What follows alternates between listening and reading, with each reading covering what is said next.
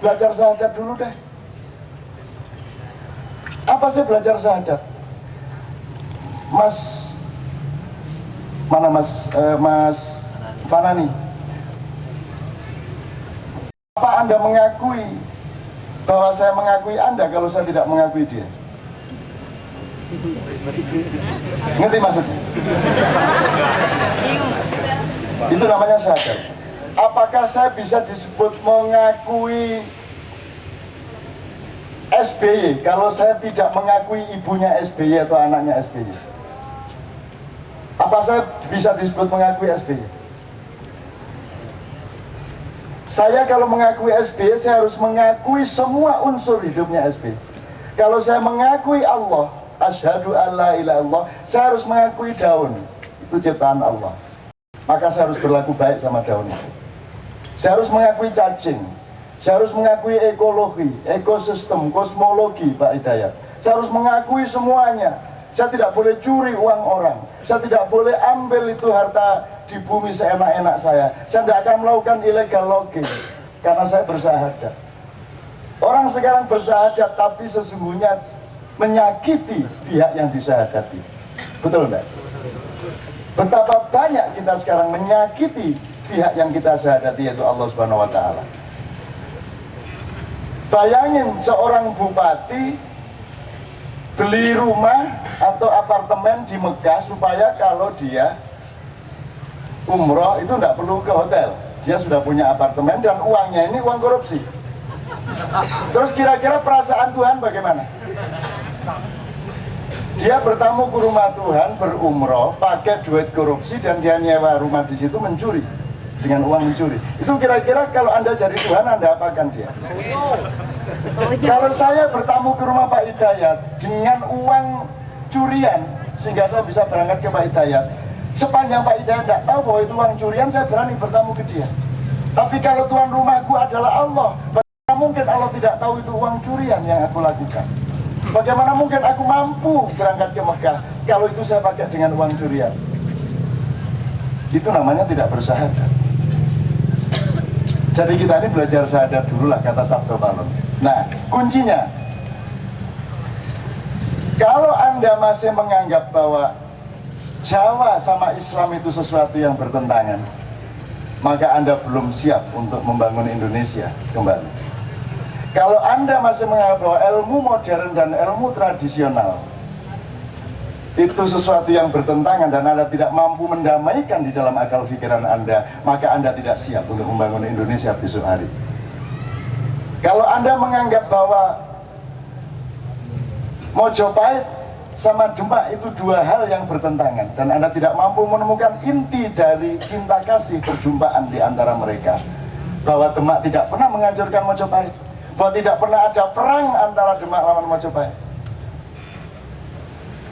Kalau orang Sunda dan orang Jawa masih sibuk dengan sentimen perang bubat, kita tidak akan bisa membangun Indonesia. Karena kepemimpinan Indonesia yang akan bisa menyelamatkan berikut ini adalah ketika Majapahit. Majapahit di sini saya tidak mengatakan Jombang. Majapahit ini kan the whole thing, Nusantara. Ketika hatinya Nusantara menjadi satu dengan hatinya Mekah. Yuk kalau mau disebut orang ya ini harus turunan Rasulullah sekaligus turunan Raja-Raja Jawa. Loh tapi kok Jawa? Loh enggak, maksud saya Jawa itu sama Cina ya podo jadi ya Putri Cempo itu ya di desa saya itu. Putri Cempo itu di desa saya itu. Kalau Gajah Mada itu agak ke selatan sedikit di seberang sungai. Kalau di desa saya itu tempat Putri Cempo. Jadi jangan saya orang Jawa asli. Saya juga ada Cina-Cina, dan kalau diurut-urut sebenarnya mana sih Cina, mana yang tidak, mana jangan yo Gus Dur yo Cina. Alah, Malaysia itu ya wong Kebumen sama wong Blitar. Saya sudah keliling Malaysia, udah capek, saya pakai bahasa Malaysia kan cangkem itu ada pegel. Tak bisa itu, karena gak sore lah enak atau. Tapi tak bisa, ini saudara-saudara, ini kita harus menunggu 5 bulan. Nah MC saya yang orang Malaysia itu juga tiap hari begitu dan saya menyesuaikan diri. Akhirnya dia pentas kelima, terus dia duduk di panggung di belakang. Terus dia bisa, Kuwesel aku cak. Loh, sampean wong ngendi? Kula Kebumen. Dobel ya. Wis tak belani ngomong tak bisa. Ternyata wong Kebumen padha ae rekan. Alah, kalau dibolak-balik ya sama aja. Maksud saya ini bukan primordialisme Jawa, Jawa sebagai suku. Ini idiom saja. Dan Anda yang orang Sunda sebutlah Sunda, Anda yang orang Bugis sebutlah Bugis, karena sebenarnya sama-sama saja. Dalam pengertian peradaban itu sama-sama saja. Gitu loh. Tolong jangan berhenti pada primordialisme, karena itu bukan maksud saya. Kalau Anda menyebut saya orang Jawa, naluri saya Arab kok. Naluri saya. Jadi kalau saya nyanyi itu kan keluarnya itu kalau rengeng-rengeng waktu mandi itu tidak mungkin keluar tak lelo, tidak mungkin. Keluarnya dari kalau saya nyuling itu metune ini mesti Arab. Mesti gitu. Iki apa sih tanganku ini? Kalau saya nyuling, biar flute itu yang barat keluarnya mesti nada-nada Arab.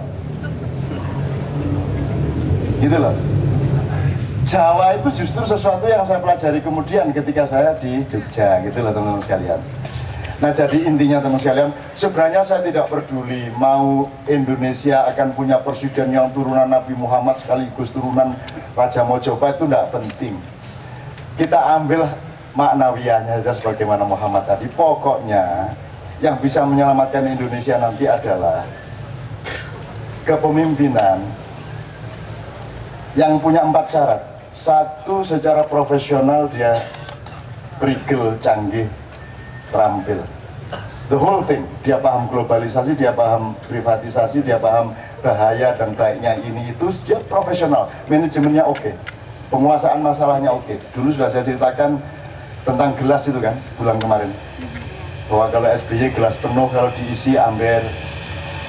Kalau Pak Harto itu gelas penuh, tapi kalau ketemu orang langsung dikosongkan sehingga dia nyerap. Kalau Gus Dur itu gelasnya bolong. Jadi disini piro gelas buru ini. Dia jawab, ya apa Gus? Terus babang mulai kok repot. Nah, itu Gus Dur. Nek Bung Karno dia tidak butuh gelas karena dia justru yang ngisi gelas. Dia bikin wedang Ganevo, dia bikin minuman namanya Nekolim, Usdek, apa menerek, Masakom. Wah, dia pokoknya bikin ramuan macam-macam. Itu Bung Karno. Jadi dia bukan gelas, dia justru yang isi gelas. Anaknya sampai nggak kenal gelas.